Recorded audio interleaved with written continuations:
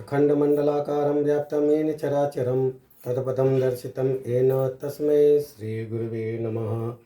हमारे सभी दर्शकों को सादर प्रणाम। जय श्री कृष्ण, राधे राधे।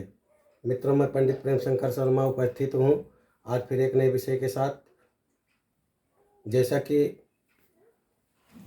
अष्टकूट मिलान के अंतर्गत वीडियो चल रही है, अभी तक आप लोग वीडियो क्रमांक 70 में वर्ण मिलान के बारे में देखे होंगे, 71 में वत्स्य मिलान के और 72 में ताराकूट मिलान के बारे में देखे। आज हम लोग जानेंगे योनिकूट विचार के वर और कन्या के योनिकूट मिलान कैसे होता है उसके बारे में जानेंगे। अश्विनी आदि नक्षत्रों के अनुसार जातक की योनि ज्ञात की जाती है। जैसे 27 नक्षत्र हैं, अब जीत पकड़ के एक नक्षत्र टोटल 28 हो जाते हैं, तो इसी के आधार पर जातक की योनि ज्ञात की जाती है। वर और कन्या की योनियों का आपसी वैर ताज्य है, यानी सेम योनि है तो वहाँ पर 4 गुण मिलते हैं। पहले जानते हैं कि किस नक्षत्र में जन्म लेने से जातक की कौन सी योनि होती है, जातक या जातिका दोनों के बारे में। अश्विनी और शतभिखा नक्षत्र में जन्म लेने से अश्व योनि होती है। भरणी और रेवती नक्षत्र में जन्म होने से गज, कृतिका और पुष्य में मेष, रोहिणी और मृगशिरा में सर्प, आर्द्रा और मूल नक्षत्र में स्वान, पुनर्वसु और आश्लेषा में मार्जार, मघा और पूर्वा फाल्गुनी में मूषक, उत्तरा फाल्गुनी और उत्तरा भाद्रपद में गौ, हस्त और स्वाति में महिष, चित्रा और विशाखा में व्याघ्र, अनुराधा और ज्येष्ठा में मृग, और श्रवण नक्षत्र और पूर्वाषाढ़ा में वानर, उत्तराषाढ़ा और अभिजीत में नकुल तथा धनिष्ठा नक्षत्र एवं पूर्वा भाद्रपद नक्षत्र में जन्म लेने से जातक या जातिका की योनि सिंह होगी।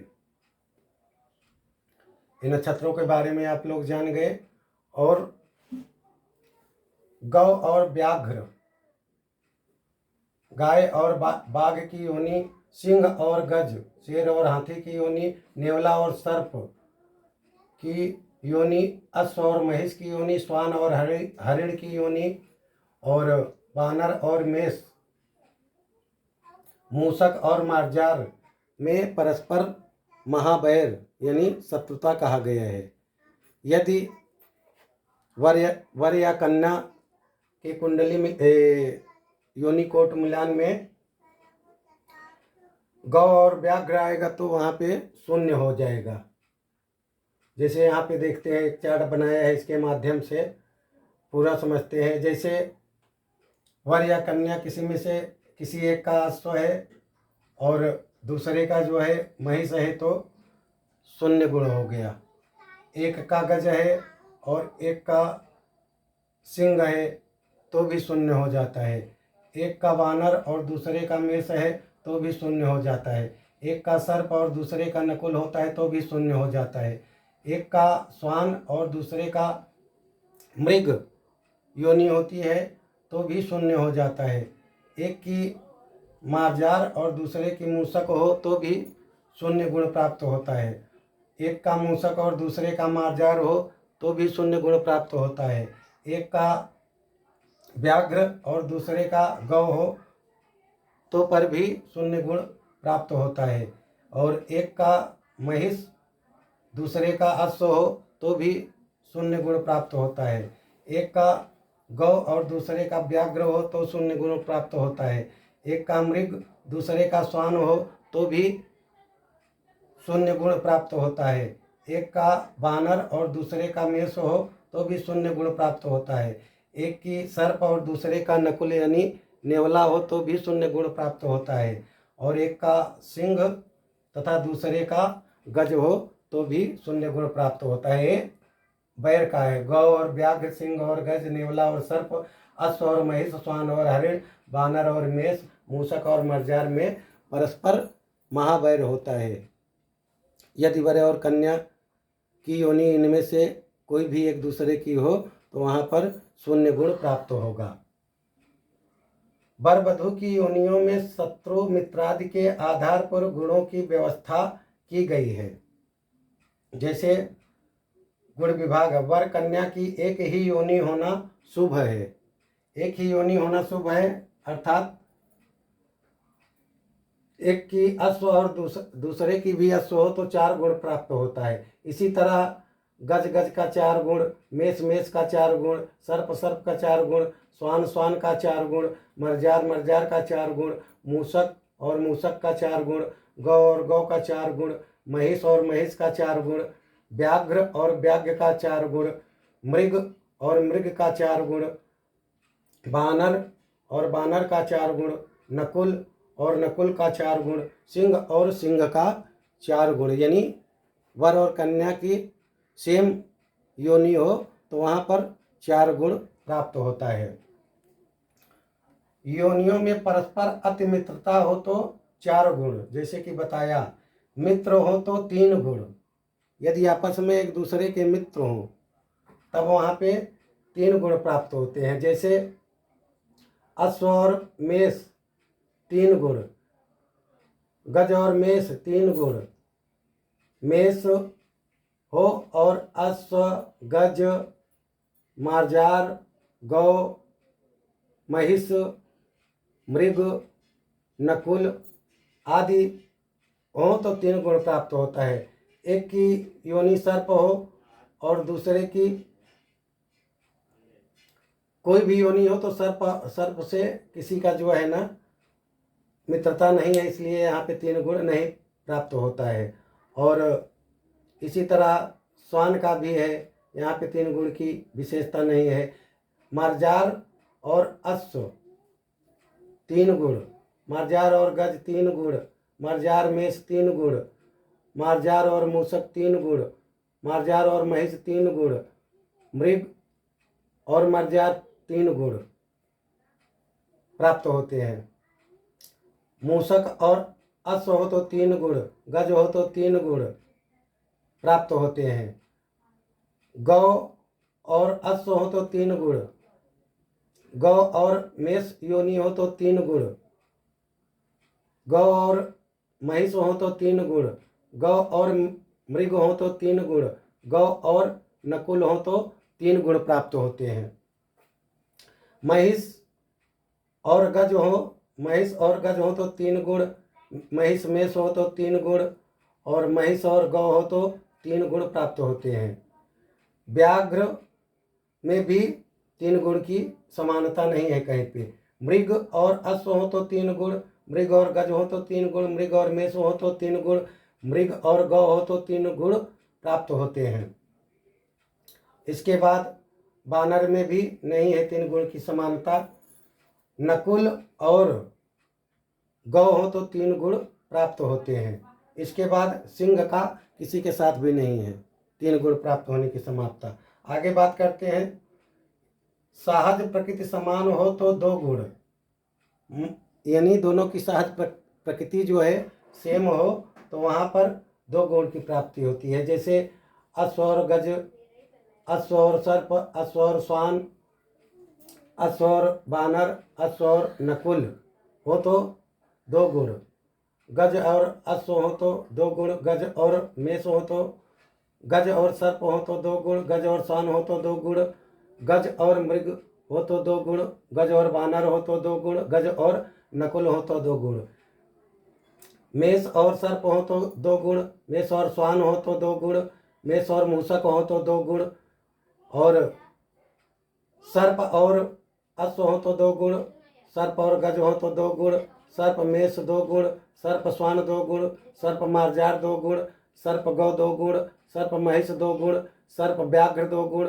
सर्प मृग 2 गुण, सर्प बानर 2 गुण, सर्प और सिंह 2 गुण प्राप्त होते हैं। यदि जातक या जातिका में से किसी का भी एक का श्वान और दूसरे का अश्व हो तो 2 गुण, श्वान और गज हो तो 2 गुण, श्वान और मेष हो तो 2 गुण, श्वान और सर्प हो तो 2 गुण, श्वान और गौ हो तो 2 गुण, श्वान और महिष हो तो 2 गुण, श्वान और बानर हो तो 2 गुण, श्वान और नकुल हो तो 2 गुण। दोनों में से किसी एक का मार्जार और दूसरे का व्याघ्र हो तो 2 गुण, और मार्जार और बानर हो तो 2 गुण, मार्जार और नकुल हो तो 2 गुण प्राप्त होते हैं। इसी तरह आगे एक की मूषक और दूसरे की श्वान हो तो 2 गुण, एक की मूषक दूसरे की गौ हो तो 2 गुण, एक की मूषक दूसरे की महिष हो तो 2 गुण, एक की मूषक दूसरे की व्याघ्र हो तो 2 गुण, मूषक और मृग हो तो 2 गुण, मूषक और बानर हो तो 2 गुण, और मूषक और सिंह हो तो 2 गुण प्राप्त होते हैं। इसी तरह गौ और गज का 2 गुण, गौ और सर्प का 2 गुण, गौ और श्वान का 2 गुण, गौ और मार्जार का 2 गुण, गौ और मूषक का 2 गुण, गौ और बानर का 2 गुण यदि होता है तो 2 गुण प्राप्त होते हैं जातक जातिका को। आगे महिष और सर्प हो तो 2 गुण, महिष और श्वान हो तो 2 गुण, महिष और मार्जार हो तो 2 गुण, महिष और मूषक हो तो 2 गुण, महिष और मृग हो तो 2 गुण, महिष और बानर हो तो 2 गुण, महिष और नकुल हो तो 2 गुण प्राप्त होते हैं। इसी तरह एक की योनि व्याघ्र और दूसरे की सर्प हो तो 2 गुण, एक की व्याघ्र दूसरे की मूषक हो तो 2 गुण, एक की व्याघ्र दूसरे की मृग हो तो 2 गुण, एक की व्याघ्र दूसरे का नकुल हो तो 2 गुण, एक का व्याघ्र और दूसरे का सिंह हो तो 2 गुण प्राप्त होते हैं। इसी तरह एक का मृग और दूसरे का सर्प हो तो 2 गुण, मृग और मार्जार हो तो 2 गुण, मृग और मूषक हो तो 2 गुण, मृग और महिष हो तो 2 गुण, मृग और बानर हो तो 2 गुण, मृग और नकुल हो तो 2 गुण प्राप्त होते हैं। इसी तरह आगे एक का बानर और दूसरे का अश्व हो तो 2 गुण, बानर और गज हो तो 2 गुण, बानर और सर्प हो तो 2 गुण, बानर और श्वान हो तो 2 गुण, बानर और मार्जार हो तो 2 गुण, बानर और मूषक हो तो 2 गुण, बानर और गौ हो तो 2 गुण, बानर और महिष हो तो 2 गुण, बानर और मृग हो तो 2 गुण, बानर और नकुल हो तो 2 गुण प्राप्त होते हैं। इसी तरह एक का नकुल योनि हो और दूसरे का अश्व हो तो 2 गुण, एक का नकुल दूसरे का गज हो तो 2 गुण, एक का नकुल दूसरे का मेष हो तो 2 गुण, एक का नकुल दूसरे का श्वान हो तो 2 गुण, एक का नकुल दूसरे का मार्जार हो तो 2 गुण,